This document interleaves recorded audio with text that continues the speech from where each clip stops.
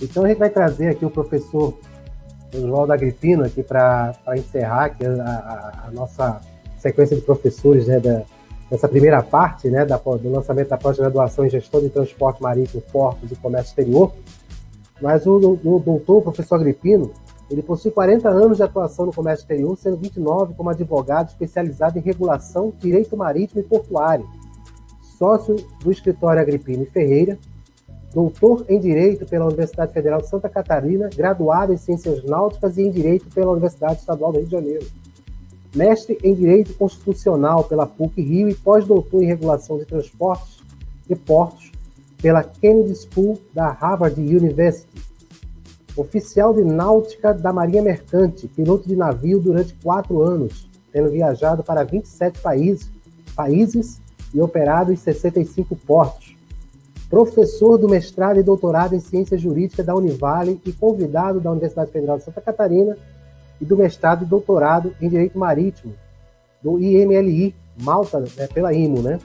Autor e organizador de 27 livros e mais de 140 artigos jurídicos. Acho que você está desatualizado. Acho que ele vai me corrigir. Medalha de Mérito Tamandaré e consultor da Comissão de Direito Marítimo e Portuário do Conselho Federal da OAB. Eu vou trazer aqui para a gente, aqui na tela, aqui, o comandante aqui, professor doutor Oswaldo Agripino, mais uma vez aqui no nosso canal. Seja bem-vindo. Pode ativar seu microfone, professor. Agora sim. Boa noite, Montes, boa noite, Beck, boa noite a todos aí. Obrigado pelo convite, tá? Eu vou fazer aqui um protesto, porque deixaram os cabeça branca por último.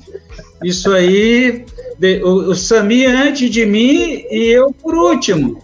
Quando deveria ser o contrário, os idosos vão primeiro, na fila do banco, na fila do aeroporto, mas como é o Beckman e o Montes, né, eu não vou encrencar muito, porque se ele me deixou por último, tem uma justificativa, mas enfim, queria agradecer aí ao Beckman pela iniciativa desse curso. O Beckman é muito criativo, eu digo que ele é o nosso coringa, né, no bom sentido. Ele joga em todas as frentes, né, na frente da academia, na frente da advocacia, com atuação aí em causas marítimas e também como oficial da Marinha Mercante, como capitão de cabotagem, com bastante vivência. E esse tripé que ele falou aí, de fato, procede, né? Porto, navio e carga, o mundo gira em função disso, mas principalmente da carga. Né? A carga está desamparada quando ela sai da empresa e vai embarcar num caminhão ou numa ferrovia e depois para o navio, ela passa, assim, de certa forma, a ter uma necessidade de uma proteção maior. E aí nós temos a questão da regulação. A questão da regulação setorial, só para falar um pouquinho das 2 disciplinas que eu vou lecionar, que o Beckman me pediu. Uma é regulação marítima e regulação portuária. A partir de 2001, com a criação da lei da ANTAC, a Lei 10.233, aquele contrato de transporte marítimo, aquele contrato de serviços portuários, que, de certa forma, ele era privado, com a regulação setorial e o poder normativo dessa agência, ele passa a ter uma percepção, uma necessidade de uma interpretação do ponto de vista do direito administrativo, do direito público. Então, ele passa a ser público/privado. Por que existe isso? Porque a regulação, as agências reguladoras, elas foram criadas para coibir ou reduzir falhas de mercado. E num mercado com muitos atores internacionais, poderosos prestadores de serviços, concentrado, com grau de internacionalidade, de transnacionalidade muito grande, assimetria de informação, isso possibilita falhas de mercado. E aí, para você diminuir e combater e inibir essas falhas de mercado, você precisa ter as agências reguladoras, para equilibrar o interesse do prestador de serviço, né, que é o investidor privado, na navegação marítima e nos terminais portuários. Existem grande demanda de capital, de CAPEX. Né? De um lado, garantir o retorno desse investidor, que é legítimo na busca do lucro, e também do usuário na luta para que tenha um serviço adequado. O que seria um serviço adequado? Um serviço com previsibilidade, um serviço com pontualidade, com eficiência, com modicidade nos preços e tarifas, com sustentabilidade. Enfim, a primeira disciplina ela vai tratar de introduzir essa temática dentro do contexto de todas as demais disciplinas, num curso de gestão, né, já que a função do gestor é reduzir, evitar abusos e gerenciar o risco da operação, né, da carga. Todos aqui trabalhamos para a carga. Se não tem carga, não tem porto. Se não tem carga, não tem navio. Se não tem carga, não tem tributação. Se não tem carga, não tem serviço de praticagem. Todos se trabalham para a carga. Ou seja, dependem de um contrato de compra e venda internacional, se eu for falar de transporte marítimo internacional.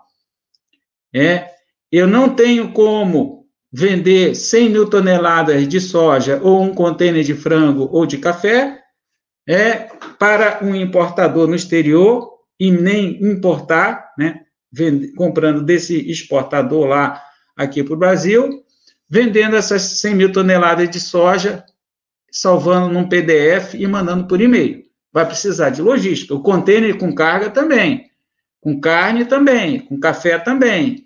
Então, para que se tenha logística, é preciso ter infraestrutura. Infraestrutura é provida pelo Estado e implementada através de políticas públicas, né, pela agência reguladora, que no caso aqui é a ANTAQ. Então, a minha disciplina, a primeira, vai tratar disso. E a segunda,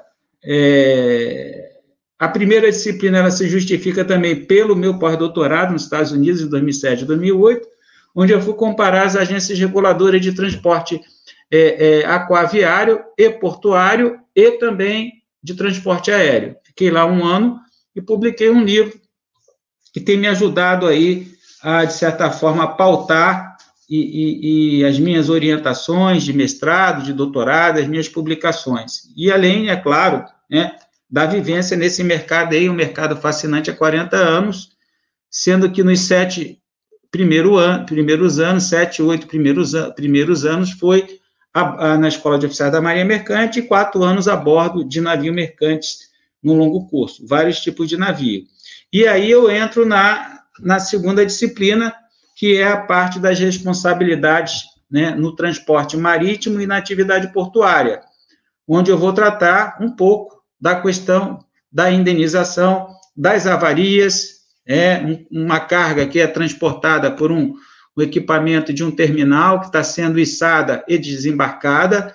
Essa carga ela sofre uma avaria e venha a cair dentro do navio. Isso é uma avaria marítima, uma avaria portuária, então vamos ter essa discussão toda, e também no que se refere aos acidentes e fases da navegação marítima. Encalhe, varação, a responsabilidade administrativa, qual é o impacto e a relevância de uma decisão do Tribunal Marítimo num processo de indenização ou num processo de criminal. Há poucos dias agora tivemos um caso aqui de arresto de um navio chinês que vinha com 38 mil toneladas de carga para um porto no Brasil, e um dia antes de chegar, o meu cliente, que ia receber 6 mil toneladas de aço naquele navio, ele foi alertado pelo agente que aquele navio ia para 265 quilômetros descarregar aquela carga em outro porto.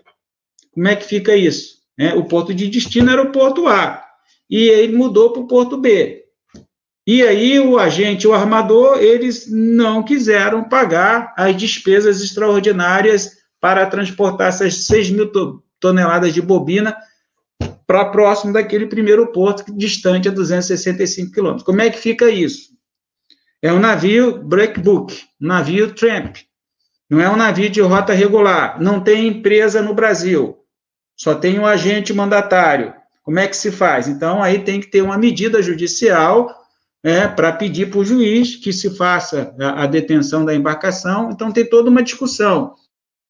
Um caso também de um exportador, também cliente nosso aqui, que exportou 2 contêineres com sucata, open top, entregou dentro do deadline, no terminal, e 3 dias depois a carga ficou retida, os 2 contêineres, porque em um dos contêineres foi encontrada 1.050 quilos de cocaína, 1 tonelada de cocaína. Isso fez com que a carga houvesse um atraso, e depois de 110 dias ele embarcou os 2 contêineres. Só que o armador entrou cobrando detention, uma quantia muito grande de detention. Então, a responsabilidade é de quem? Ele tinha dever de zelar, era possível ele cuidar do contêiner que estava depositado no terminal? Então, isso aí também tem discussão de natureza regulatória, de natureza indenizatória, de direito marítimo e um pouco de portuário, mas nesse caso aí é basicamente direito marítimo e regulação. Então, é dentro desses casos aí que nós temos vivenciado na nossa advocacia aqui em Itajaí, em vários portos, que eu vou tentar passar essa experiência e também aprender com os alunos nesse curso que o Beckman me convocou, e eu sou um bom soldado, missão dada é missão cumprida, mas nos próximos lançamentos eu vou pedir para ser o primeiro e segundo, pelo princípio da reciprocidade, já que me deixaram por último aqui, e amanhã tem uma banca de mestrado às 14h30 sobre cabotagem, sobre a questão da regulamentação da cabotagem, o projeto BR do Mar, e na sequência tem um outro painel no Encontro Nacional da OAB, de Direito Aeronáutico e Direito Marítimo, da comissão lá do Conselho Federal, da qual eu faço parte, que aí eu vou tratar da regulação, uma comparação da regulação marítima com a regulação aérea, ANAC com a ANTAC. Então, mas é o Beckman e nós temos que cumprir a missão que o Beckman nos dá.